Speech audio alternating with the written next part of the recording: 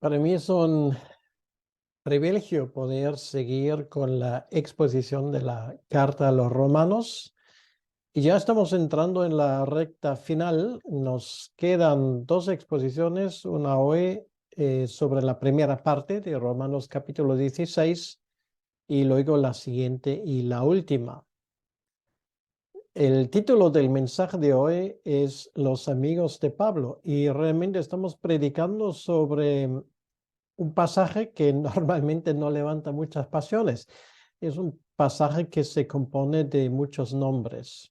Bueno, todos supongo que hemos escuchado de la famosa lista del Who is Who, o sea, quién es quién, donde figuran los personajes más famosos de nuestro tiempo y de tiempos pasados. Entonces, si consigues que tu nombre figure ahí en la lista, entonces pues lo habrás conseguido. Eres una persona de notoria fama que se conoce en todo el mundo.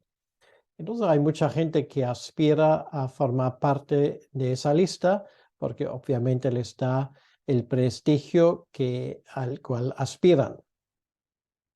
Si no consigues meter tu nombre en el quién es quién, entonces pues posiblemente lo único que te queda es que alguien te escriba una entrada en la Wikipedia, y eso también para alguna gente es ya la prueba definitiva que lo han conseguido y forman parte de los personajes ilustres que componen la crema de la nata de la humanidad. Pues hoy vamos a hablar de una lista así, una lista no tan conocida, pero al fin y al cabo una lista de gente muy interesante. Amigos, y más que amigos, hermanos de Pablo. Y es muy interesante en el sentido porque no solamente eran sus compañeros en la fe, no solamente eran sus hermanos que forman parte de la misma familia, sino esta lista de nombres se compone de personas que en el juicio del apóstol Pablo son coherederos de la redención y por lo tanto le acompañarán para el resto de la eternidad en este tremendo futuro que nos espera como creyentes. En otras palabras, esta lista que tenemos aquí se lee como el quién es quién por lo menos de la iglesia de Roma, que era una de las iglesias más famosas que había en aquel entonces, por el mero hecho que se situaba en la capital del Imperio Romano. Bien, entonces Pablo llega al final de esta carta donde él había expuesto el Evangelio. Nos dimos cuenta que la última vez hablamos de los planes de Pablo, tres tipos de planes de corto plazo. Él quería entregar la ofrenda a la iglesia de Jerusalén, la ofrenda que él había recogido para los creyentes allí en la zona de Acaya y Macedonia. Luego, a medio plazo, él quiere llegar a España y para conseguir este fin, él quiere que la iglesia en Roma le aprovisione con todo lo que le hace falta para este viaje. Y a largo plazo, lo que podremos llamar el lema del apóstol Pablo era predicar el evangelio donde nadie lo había predicado a este momento. Esto era su pasión, esto es lo que él quería, donde él quería llegar. Predicar el evangelio a los gentiles en zonas donde hasta el momento nadie había llegado. Entonces Pablo llega al final de esa carta donde él expone para los romanos lo que es su evangelio. Y ahora, antes de que yo entro ya a exponer el texto, me gustaría que hiciésemos un pequeño experimento. Ahora, imagínate lo que el apóstol Pablo escribiese para la gente en tu iglesia. Y cuando llega a tu nombre, ¿qué es la frase? Porque normalmente es una frase o media frase, ¿qué escribiría sobre ti? Sería interesante saber en qué sentido valoraría el apóstol Pablo tu presencia en tu iglesia local. Pablo, indudablemente, a lo largo de su ministerio ha conocido mucha gente, pero aprendemos aquí una cosa sorprendente, y esto es que cada nombre habla de una historia. Eso es algo que frecuentemente nos olvidamos. Detrás de cada nombre hay una historia. Detrás de cada nombre se esconde toda una vida. A veces una vida de mucho sacrificio, pero vidas preciosas en los ojos del Señor. Ahora, vamos a escuchar lo que Pablo nos quiere decir y vamos a leer los primeros 16 versículos. Os recomiendo además nuestra hermana Febe, la cual es diaconisa de la iglesia en Cencrea. Que la recibáis en el Señor como es digno de los santos y que la ayudéis en cualquier cosa en que necesite de vosotros, porque ella ha ayudado a muchos y a mí mismo. Saludad a Priscila y a Aquila, mis colaboradores en Cristo Jesús, que expusieron su vida por mí, a los cuales no solo yo doy gracias, sino también todas las iglesias de los gentiles. Saludad también a la iglesia de su casa. Saludad a Epeneto, amado mío, que es el primer fruto de Acaya para Cristo. Saludad a María, la cual ha trabajado mucho en vosotros.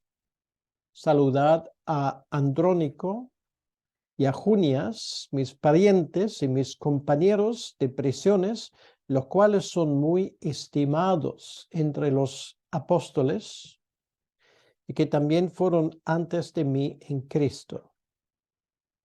Saludad a Amplias, amado mío en el Señor. Saludad a Urbano, nuestro colaborador en Cristo Jesús, y a Estaquis, amado mío. Saludad a Apeles, aprobado en Cristo. Saludad a los de la casa de Aristóbulo. Saludad a Herodión, mi pariente. Saludad a los de la casa de Narciso, los cuales están en el Señor. Saludad a Trifena y a Trifosa, las cuales trabajan en el Señor. Saludad a la amada Pérsida, la cual ha trabajado mucho en el Señor. Saludad a Rufo, escogido en el Señor, y a su madre y mía. Saludad a Asíncrito, a Flegonte, a Hermas, a Patrobas, a Hermes y a los hermanos que están con ellos. Saludad a Filólogo, a Julia, a Nereo y a su hermana, a Olimpas y a todos los santos que están con ellos. Saludaos los unos a los otros con ósculo santo. Os saludan todas las iglesias en Cristo. Hasta aquí la lectura de la palabra de Dios y vamos a tomarnos un momento de oración. Señor, gracias te damos por esta lista de queridos hermanos tuyos y por los cuales tú has muerto en la cruz y que Pablo, de una forma específica, considera los más allegados a él mismo. Señor, te pedimos que tú nos ayudes, que nos hables a través de esas palabras que de una forma tan interesante nos presentan a algunos de los miembros de la Iglesia de Roma. Te pedimos, Señor, que tú nos ayudes a entender lo que nos quieres decir. Te lo pedimos en tu nombre. Amén. Bien, aquí tenemos esta lista tan interesante, pero antes de que alguien piense que esto era todo lo que había en Roma, no, nos hemos dado cuenta que Pablo escoge a unos, a otros, él no los conoce con nombre, pero estoy casi seguro de que aquellos que él conocía con nombre y personalmente, por lo menos de los cuales él había escuchado de una forma específica, él les mandó un saludo, pero la iglesia en Roma había más gente. De hecho, no estamos hablando solamente de una iglesia, estamos hablando de una urbe enorme, que posiblemente puede haber llegado a medio millón, incluso algunos piensan a casi 1 millón de habitantes. Entonces allí no solamente había un grupo que se reunía, sino había grupos que se reunían en varias casas que se conocían entre ellos, no cabe duda, pero obviamente Pablo los trata como si todo esto fuera una iglesia. Entonces imagínate el lugar donde tú vives, no sé cuántas iglesias puede haber allí, pero en cualquier ciudad, digamos, de un tamaño similar a Roma, dependiendo de la ciudad y del país donde vives, puede haber miles de iglesias distintas o por lo menos unas cuantas docenas. Y sin embargo, nos damos cuenta aquí, Pablo no escribiría una carta a cada una de esas iglesias. Ocurre lo mismo en Éfeso. Él escribe a toda la iglesia. Y esto ya de por sí es un tema bastante interesante. Bien, entonces vamos a ver a esta lista de personas y el comienzo en el versículo 1 y 2 lo hace Febe. Febe es un miembro de la iglesia de Corintios y es muy probablemente la persona que entrega, que lleva la carta a Roma. No sabemos nada de Febe, no sabemos si ella era una mujer de negocios, si ella se encontraba allí para hacer algún tipo de negocio, como por ejemplo Lidia lo hace, no lo sabemos.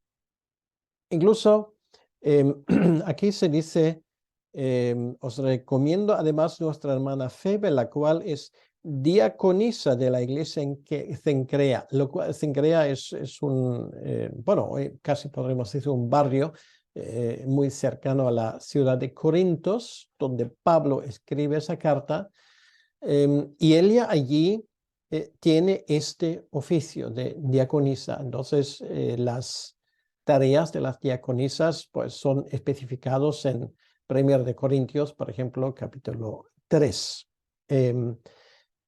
Las diaconisas, igual como los diáconos, cuidaban de asuntos prácticos. En el caso de las diaconisas, ellas particularmente tenían la tarea de instruir a mujeres y niños y de cuidar a los pobres y las viudas. Esto era su tarea y obviamente era una mujer de toda confianza, un orgullo para la iglesia en Corintios o en Cencrea, y Pablo tiene suficiente confianza con ella para o bien mandarla específicamente a Roma con ese encargo, o tal vez ella tenía que viajar allí de todos modos y llevaba la carta.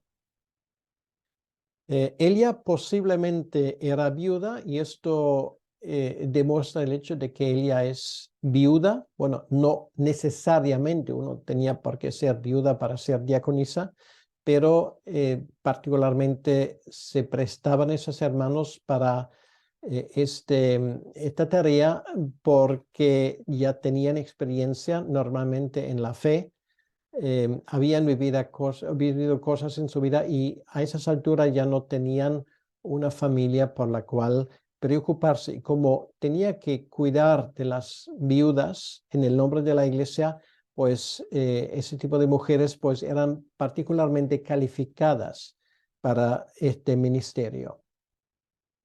Nos enteramos, por ejemplo, de Primera de Timoteo, y también de la epístola a Tito, que las iglesias se encargaron de cuidar las viudas de forma particular. Era en aquellos tiempos un segmento de la sociedad muy vulnerable. Por supuesto, no había seguridad social ni había seguros de ningún tipo. Entonces, normalmente una mujer que había perdido a su esposo, si no había familia que la cuidaba, que obviamente era el caso en muchos casos, pero entonces no tenía nadie y muchas veces estaban condenados a eh, pedir dinero en la calle para no morir de hambre. Entonces, las iglesias se encargaron de las viudas y esto obviamente no solamente de las viudas, sino de cualquier persona entre ellas que tenía algún tipo de necesidad, no de caprichos, estamos hablando, sino de una auténtica necesidad. La iglesia se encargaba porque esto formaba parte realmente del ministerio de la iglesia.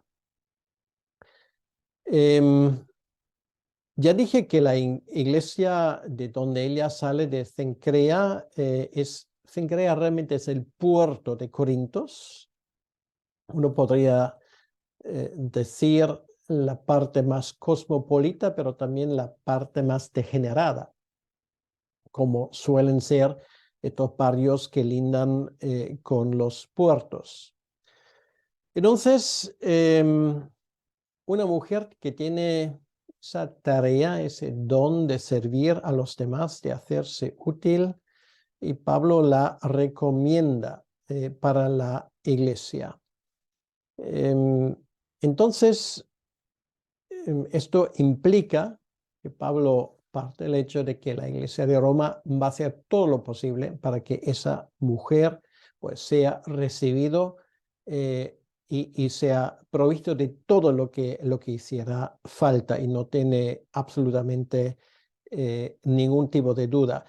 Porque él dice en el versículo 2 que la reciban como es digno de los santos. O sea, esto no es una cosa que él quiere mencionar de forma específica. Se entiende por sí mismo, eso entra dentro de lo que podríamos llamar la hospitalidad cristiana, que esa mujer sea respetada, reconocida como tal en su tarea y que no le falte absolutamente nada. Y esto era la costumbre entre todos los creyentes. Entonces, además, Pablo aquí añade que él ha ayudado a muchos y a mí mismo. Entonces, él ya obviamente tenía en el tiempo que Pablo estaba en Corintios una tarea específica en cuanto al apóstol. No sabemos, igual él ya hizo la compra para él o se encargaba de remendar los agujeritos que había en sus vestidos o los lavaba o qué sé yo, cocinaba para él muchas cosas que en aquel entonces también un apóstol tenía necesidad. Pablo era también una persona que al cual pues de vez en cuando él necesitaba nuevos zapatos o algo así. No sabemos, lo único es que esa mujer diaconisa de llamamiento para Pablo fue útil, lo cual quiere decir que él facilitó su ministerio. Y por lo tanto, esto le da una categoría especial. Nosotros muchas veces tenemos el privilegio de facilitar el ministerio para otras personas. Nos quedamos en un segundo plano, pero contribuimos con lo que Dios ha puesto en nuestras manos para que otras personas pues puedan desempeñar su ministerio con más facilidad. Y te puedo decir, esto es un tremendo privilegio. Úrsula y yo hemos vivido esto a veces, bueno, por un sentido como receptores de esas bondades de parte de hermanos, pero también nosotros hemos tenido en ocasiones el privilegio de proveer a otros, de facilitarles también a otros su ministerio, y para esto hay muchas maneras. Luego, esto era Febe, que Pablo no la saluda, sino la menciona, pero los primeros que vienen en la lista ahora en el versículo 3 al 5 son Prisca o Priscila. Prisca es la forma breve, cariñosa. y Aquila. Y dice aquí, saludar a Priscila y Aquila, mis colaboradores en Cristo Jesús, que expusieron su vida por mí, a los cuales no solo yo doy gracias, sino también todas las iglesias de los gentiles. Entonces, es muy interesante. Aprendemos de la escritura que Priscila y su esposo eran hacedores de tiendas, igual que Pablo. Esto se menciona en Hechos capítulo 18, versículo 3, donde por cierto se conocieron. Ellos habían sido expulsados de Roma, donde vivieron antes. Y bueno, el trabajo conjunto en ese sentido les hace que se conocen. Posiblemente ofrecieron sus servicios en el mismo rincón de la ciudad o del mercado. Entonces, dice aquel texto de Hechos 18 que este matrimonio fue expulsado de Roma bajo el emperador Claudio. Ahora, esto es una fecha que conocemos perfectamente, perdón. Esto ocurrió en el año 49. Pablo escribe su carta a los romanos en el año 56, lo cual quiere decir que ellos ya llevaban cierto tiempo en Corintios. Entonces, ahora por alguna razón, luego volvieron a Roma. Entonces no se quedaban ahí, volvieron a Roma. Eran judíos y Claudio en su momento decretó una orden de expulsar a todos los judíos de Roma. Entonces el imperio romano no hacía diferencia entre cristianos y judíos. Para ellos pertenecían a la misma religión y los romanos en esto no eran muy finos o intentaban hacer estas diferencias. Entonces, finalmente llegan a Corinto, como acaba de decir, allí conocen a Pablo. Luego también hay más de esa historia. Luego acompañaban a Pablo a Éfeso y nos damos cuenta que en Éfeso hay una iglesia en su propia casa.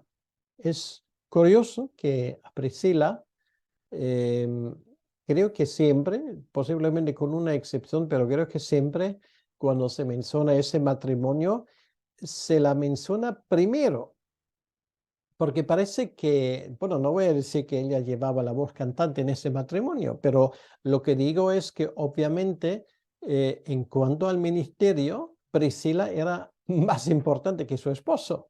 Entonces, bueno, es una curiosidad lo que tenemos aquí, porque además nos damos cuenta, por ejemplo, en el mismo libro de los Hechos, capítulo 18, versículo 24 a 26, que Priscila enseña al mismo Apolos. Entonces vamos a mirar este pasaje un momento, Hechos capítulo 18, el versículo 24. Aquí dice luego, entonces, a Éfeso un judío llamado Apolos, natural de Alejandría, varón elocuente, poderoso en las escrituras. Él llegó allí, esto era Apolos. Había sido instruido en el camino del Señor y siendo de espíritu fervoroso, hablaba y enseñaba diligentemente lo concerniente al Señor, aunque solamente conocía el bautismo de Juan. Entonces nos damos cuenta que el conocimiento de Apolos, aunque era un hombre súper inteligente, muy instruido, pero en cuanto a la doctrina cristiana le faltaba bastante conocimiento aún. Entonces dice el versículo 26, y comenzó a hablar con denuedo en la sinagoga. Pero cuando le oyeron Priscila y Aquila, aquí otra vez nos damos cuenta que ella viene primero, le tomaron aparte y le expusieron más exactamente el camino de Dios. O sea, ellos, el esposo y la esposa, Lo cual quiere decir que ella participaba en ello, no le enseñaba solo, pero juntamente con su esposo, obviamente le tenía que decir, mira, Apolo, sí, esto y esto y esto, pues tienes que revisarlo porque las cosas que sabes no son suficientes. Entonces, después, obviamente, como acabo de decir, ellos volvieron a Roma. Y mucha información sobre lo que pasa en Roma, lo que pasaba en esa iglesia, Pablo indudablemente tenía a través de este matrimonio. Tienen una iglesia en su casa, pero la carta se dirige a los santos en Roma. Como ya dije antes, Pablo allí no hace ninguna distinción. Hay una ciudad, hay varias iglesias, pero solamente Pablo escribe una carta para todas esas iglesias, no a una iglesia específica, tal vez la que más le gustaba. De este matrimonio es lo último que voy a decir sobre ellos, porque realmente se podría escribir casi un libro, sería muy interesante. Arriesgaron sus vidas por Pablo. No sabemos los detalles, desconocemos esos detalles, en qué sentido lo harían, pero estaban dispuestos incluso a dar su propia o sus propias vidas por el apóstol Pablo. Eso puede haberse llevado o bien en Corinto, cuando los judíos llevaron a Pablo delante del gobernador Galio, como nos enteramos del capítulo 18 de los Hechos, o tal vez en Éfeso, cuando Demetrio montaba una revuelta. También el libro de los Hechos nos cuenta esto en el capítulo 19. Entonces, Pablo aquí no entra en detalles, tampoco importa. Lo importante es que ese matrimonio estaba unido en la fe, colaboradores de Pablo, y pusieron sus vidas realmente a riesgo para ayudar de nuevo, para facilitar el ministerio de Pablo. El siguiente que sigue en la lista, en el versículo 5, es Epeneto, dice aquí, amado mío, que es el primer fruto de Acaya para Cristo. En otras palabras, es el primer convertido al Evangelio en Acaya, que hoy sería el sur de Grecia.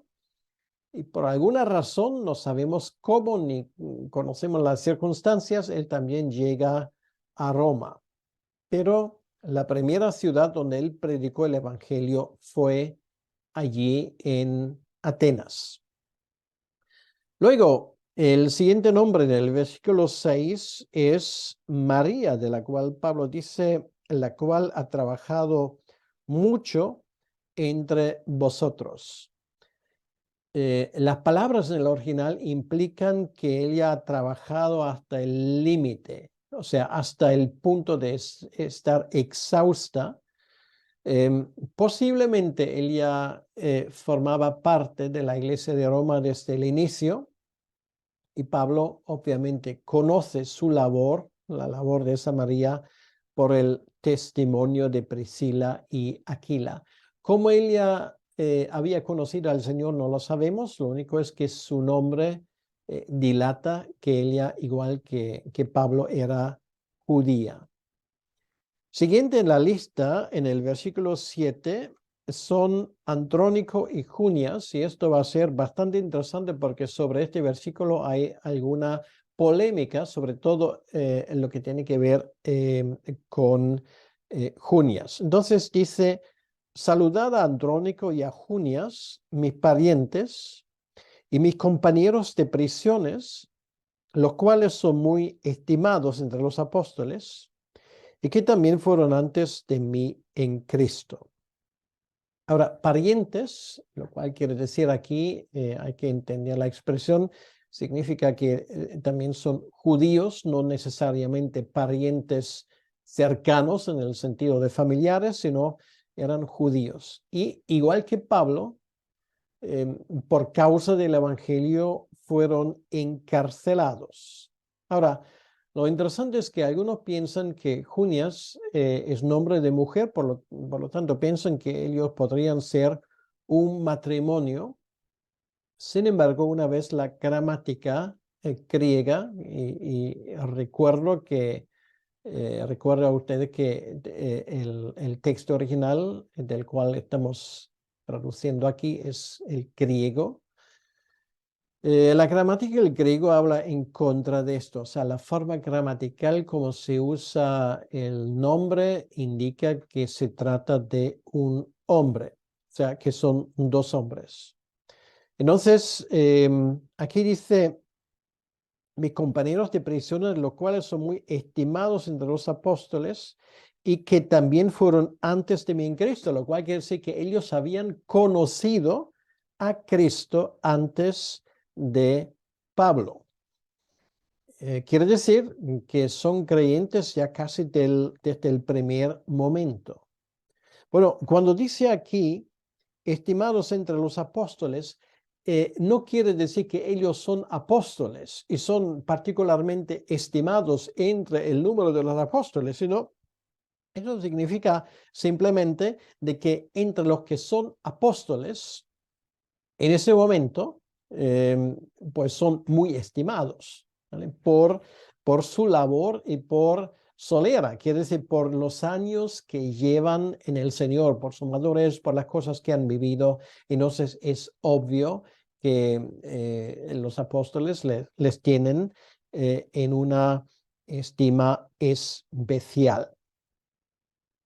Entonces, tal vez conocieron el Evangelio en Filipos. Nos damos cuenta que esto fue el primer lugar donde Pablo, Silas predicaron el Evangelio después de seguir a esa visión que Pablo tenía del hombre de Macedonia, que le instaba a venir a Europa para predicar el Evangelio. Tal vez le conocieron ahí en la iglesia o en otra cárcel donde estaba Pablo. El hecho es que em, em, conocían el Evangelio antes de Pablo. Luego tenemos en el versículo 8, Amplias, amado mío en el Señor, dice aquí. Bueno, Amplias es un nombre bastante frecuente, sobre todo entre los esclavos del emperador. Entonces, bueno, ¿de dónde sabemos esas cosas? Bueno, porque existen listas extrabíblicas, obviamente, donde este nombre se relaciona muchas veces con el entorno del emperador, pero sería un esclavo. Pero realmente más que esto no sabemos. Versículo 9 habla de Urbano y de Estaquis. Entonces son dos típicos nombres también de esclavos. Urbano es nuestro colaborador, dice Pablo aquí. Quiere decir no solamente de Pablo, sino también de otros que en su momento necesitaban apoyo y ayuda. Luego tenemos en el versículo 10 a Apeles, del cual Pablo dice que es aprobado en Cristo. Seguro que tenía que sufrir también, pero siguió fiel. En ese sentido, normalmente se usa la palabra aprobado, que es aprobado en las persecuciones, en las pruebas. Aprobado, obviamente, es interesante y voy a hacer esa pequeña aplicación. Se usa mucho cuando pasas un examen, que es un tipo de aflicción, obviamente, para mucha gente. Ahora, esto nos recuerda de realmente centrarnos en lo más importante. Es tan importante que apruebas en los ojos del Señor, no en los ojos de tu profesor. Pero eso simplemente dicho sea de paso. Bien, entonces luego dice en versículo 10, también hay saludos para la familia de Aristóbulo. Es posible. Este Aristóbulo era nieto del emperador Herodes el Grande y hermano del rey Agripa I, porque no Aquí dice en el versículo 10, saludad a los de la casa de Aristóbulo, ¿vale? No dice saludad a Aristóbulo. Entonces, los de la casa obviamente habían llegado a conocer a Cristo. Entonces, eso indica que Aristóbulo, por lo visto, no forma parte de la iglesia, pero su familia sí. La siguiente en la lista, o el siguiente en la lista es Herodión. Posiblemente era un esclavo liberado de la casa de Herodes. Esto indica la forma de su nombre, porque ellos solían adoptar los nombres de sus antiguos amos. Entonces, esto tiene sentido porque Herodes y los emperadores romanos eran muy buenos amigos. Y esto es posible la razón por la cual le había también llegado el evangelio allí en Roma. Luego se habla en el versículo 11 de Narciso. De nuevo, la fórmula es similar a lo que tuvimos en el versículo 10.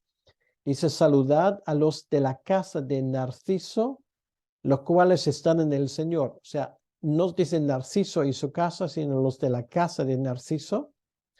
Narciso, por lo que sabemos, era secretario del emperador Claudio, el emperador antes de Nerón, aquel emperador que expulsó a los judíos en el año 49.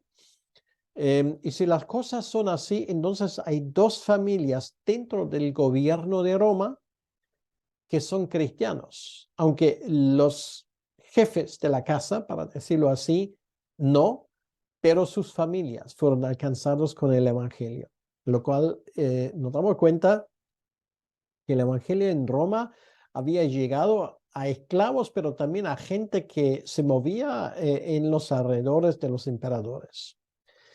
Versículo 12 habla de Trifena y Trifosa, nombres muy similares, eran hermanos según la carne.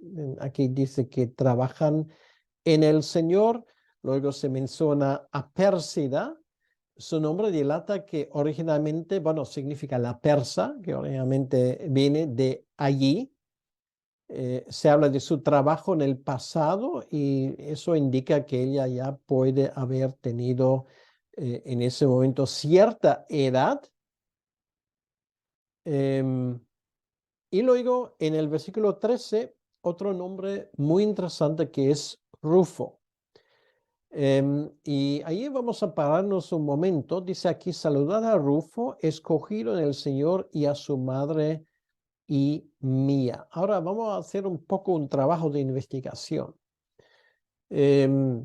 Si alguien ha escuchado mi exposición del capítulo 15, versículo 21 del Evangelio de Marcos, nos damos cuenta que allí se menciona a Simón de Cirene. Simón de Cirene, Cirene, una ciudad en el norte de África, lo que hoy es Libia.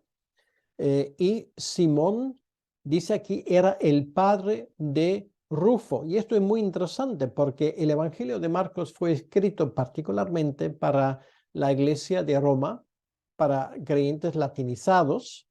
Entonces, obviamente se dice que era el padre de Rufo porque la iglesia en Roma, cuando escucharon el Evangelio, reconocieron esa conexión. Entonces, además, se dice aquí que la madre llegó a ser como una madre para Pablo mismo, lo cual implica le cuidaba también.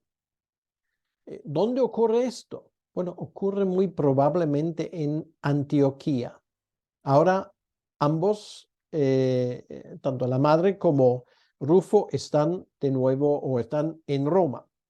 Y parece, al no mencionarlo, que Simón ya está muerto. Y esa conexión simplemente la quiero mencionar brevemente. La encontramos en el capítulo 13, versículo 1 del libro de los Hechos, donde dice, había entonces en la iglesia que estaba en Antioquía profetas y maestros, Bernabé, Simón, ahí está, el que se llamaba Níger, Lucio de Cirene, y hay otro de Cirene, Manaén, el que se había criado junto con Herodes y el tetrarca y Saulo. Entonces aquí hay una conexión con Cirene en el norte de África. Por cierto, una curiosidad, a Simón se le llama Níger, lo cual quiere decir el negro, muy probablemente porque tenía la tez morena. Y esto también es algo muy interesante que la iglesia desde el primer momento no les importaban las distinciones ni en estatus social, ni en procedencia, ni en raza, ni nada por el estilo. Esto en la iglesia no debería jugar ningún tipo de importancia.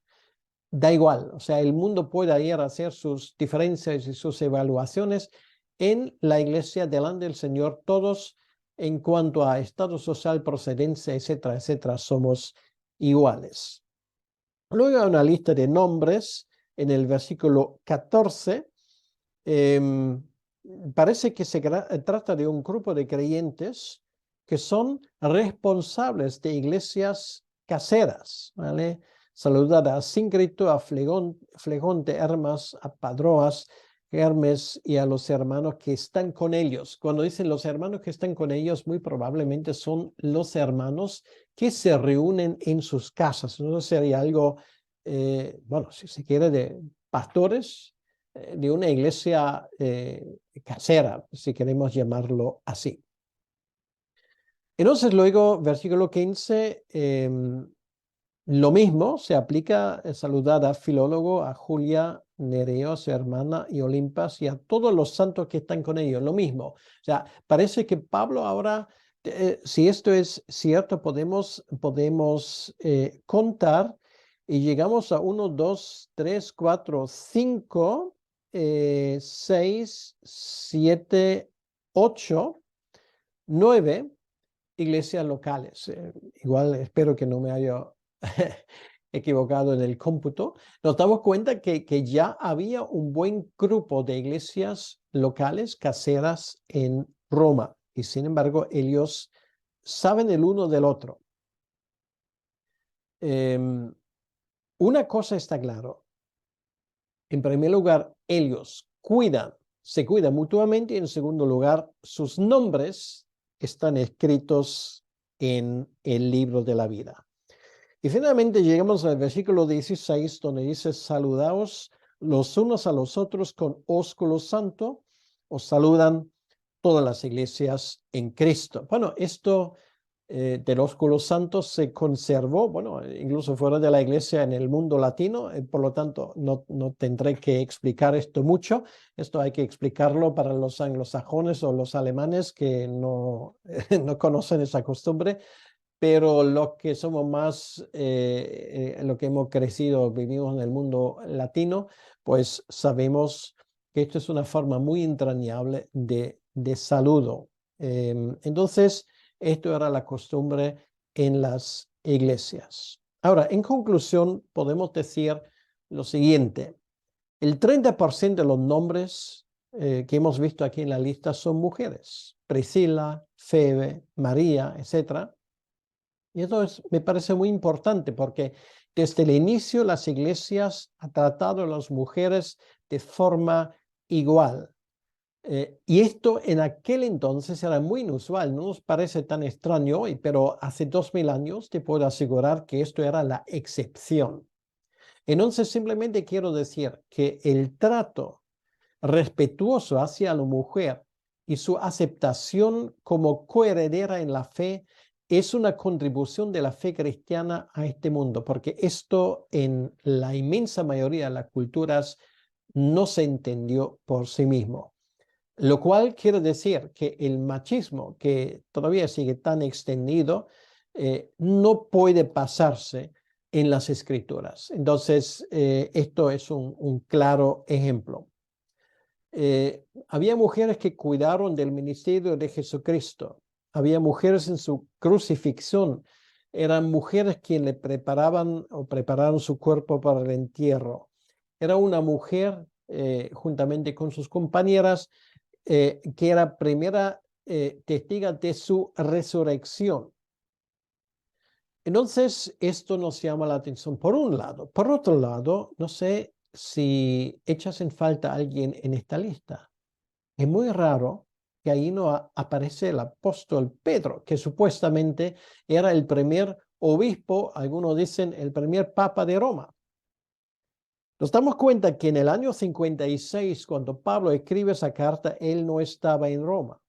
Cuando llega Pablo a Roma en el año 60 aproximadamente, ni una mención de Pedro. Cuando en el año 66 Pablo escribe Segunda de Timoteo, ni una mención de Pedro.